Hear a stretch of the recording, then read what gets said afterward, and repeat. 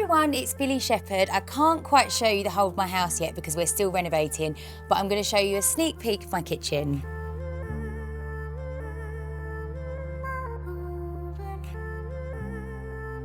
This is our kitchen area, and this to us is the hub of the home. When we started building this house, one thing that was on my wish list, which I've always wanted, was a kitchen island.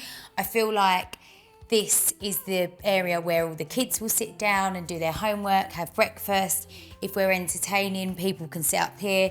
Also, I love cooking, so I feel like it's a really nice space to prepare meals or put all, sharing platters on if we've got people over.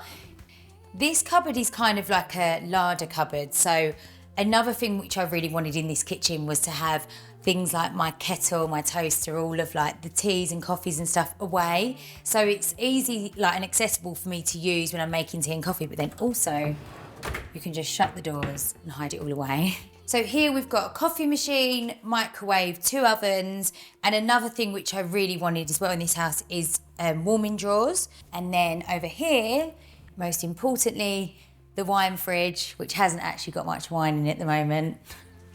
And then in here is the pantry, which has always been a dream of mine. And again, when we designed the house, at the top of my wish list was a pantry as well. I just find it so easy to walk around. Everything's labelled and in front of me. A lot of people say to me, how do you keep it tidy? How do you keep it neat? But actually, I find it easier than a cupboard, because I feel like with cupboards, everything gets confusing. You shove everything at the back of the cupboard, whereas everything's kind of in front of you.